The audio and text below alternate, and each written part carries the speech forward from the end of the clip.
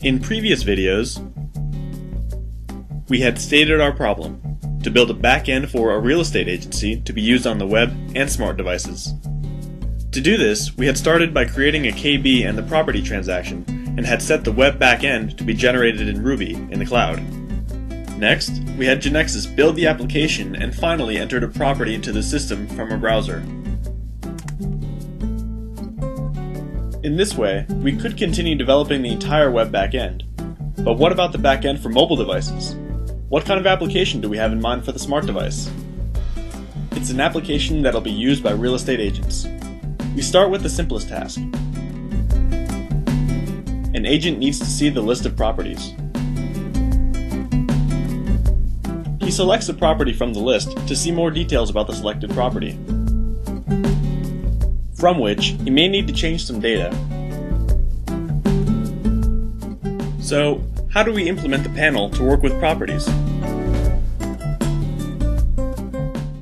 In the transaction, we go to the Patterns section and choose Work With from the patterns that can be applied to the transaction to this entity, that is to say, work with properties that will be used on smart devices, not on the web.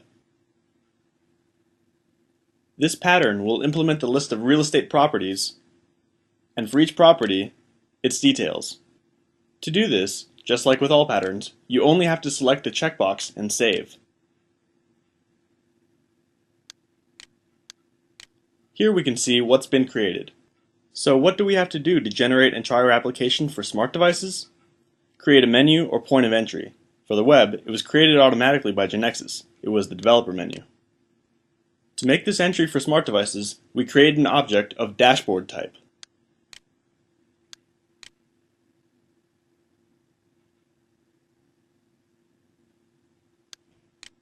We add an item to invoke the Work with Properties pattern created before. And we configure its properties. For example, if we want the icon to be displayed with a customized image when tapping on the screen. We import the image from a file.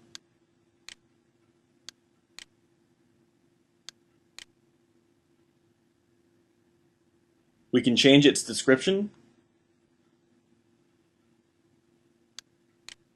We can also configure its header and the dashboard icon.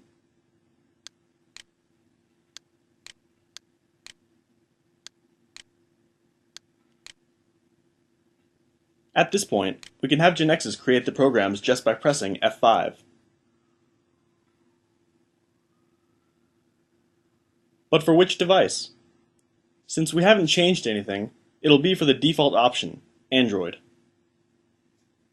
As we can see, GeneXus opens an Android emulator for us to try the application if we don't have an actual device to do it. Here we can see the property that we had entered. At the same time, the developer menu is opened in the browser. In addition to the links to execute the web backend, it'll have a QR code and a download link related to the SD application. Why? In order to load and install the compiled application in our device and try it there instead of using the emulator. We can send this URL to anyone who has a QR code reader installed.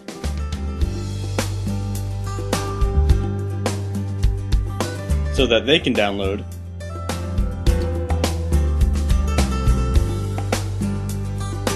and install the application to give it a try.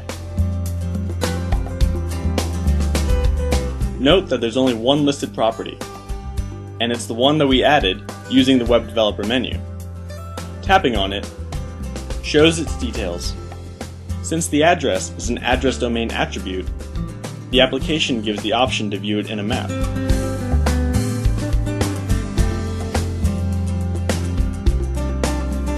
The image is shown because the application interprets this type of data and displays it correctly on the device screen. The real estate agent may want to change some of this data, for example, the type of operation. To do so, he would have to edit this information. He changes the operation to rent and saves.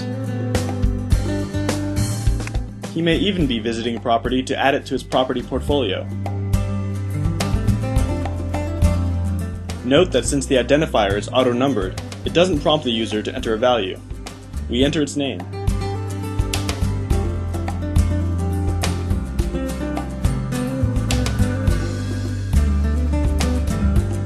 Listing date will assume today's date value by default, because of the default rule that we stated in the transaction, so we don't need to enter a value. But in case we want to enter a value, since it's of date type, the application is able to understand its meaning and displays the date picker, which is a device application to easily select a date. Now we'll enter the address.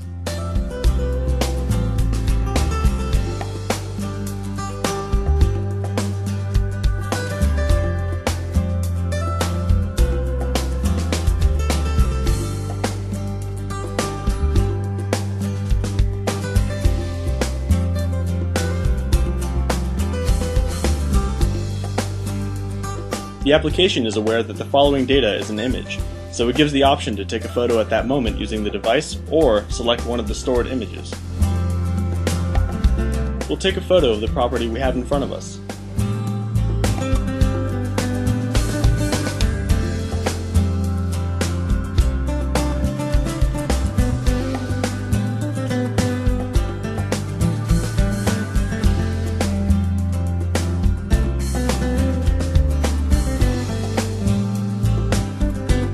Next, we leave the following field, operation, with the sale value, and save. Now we can see the new property in the list of properties. Just like in the web backend, the business rules that we stated are triggered.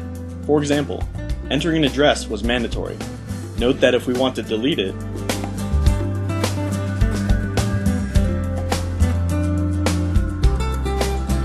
we are not allowed to do so.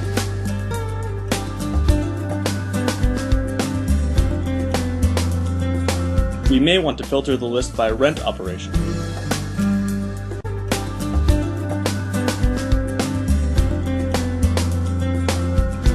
Or go back and do a wider search. For example, by address.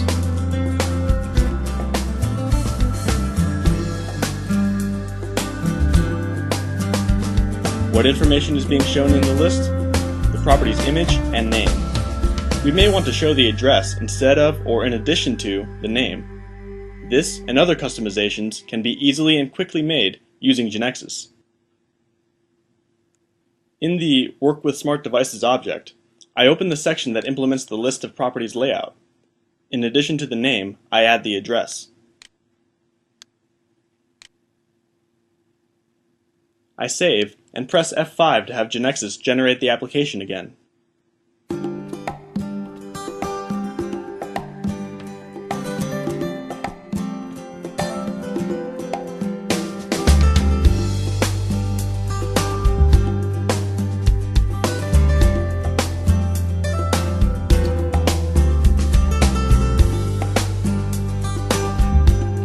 This is a small example of how easy it is to customize the application.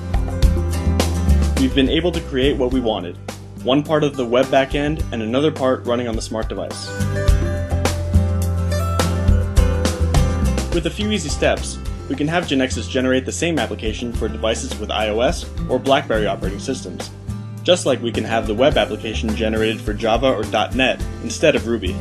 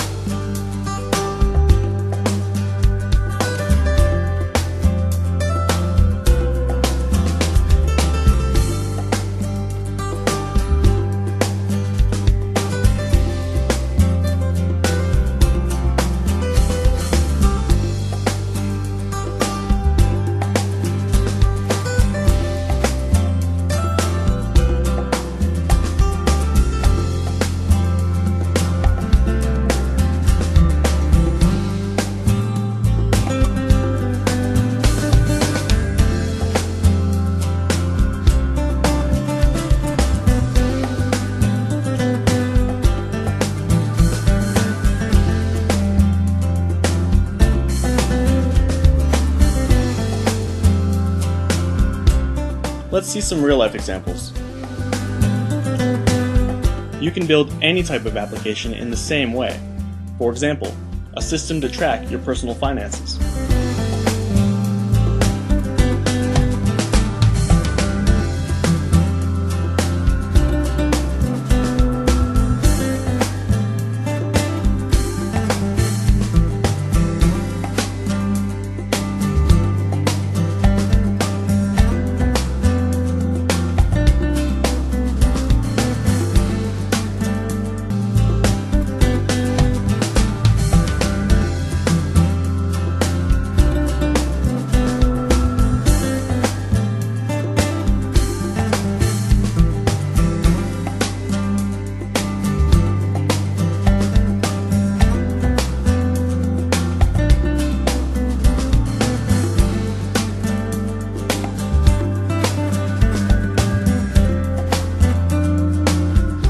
Lots more. Would you like to add security features? Or more entities which are interrelated?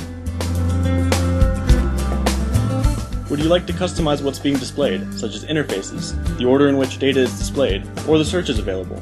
Do you need to add actions, such as scheduling visits on your calendar? Or add a client to the address list in the device? Or maybe send messages? To be continued.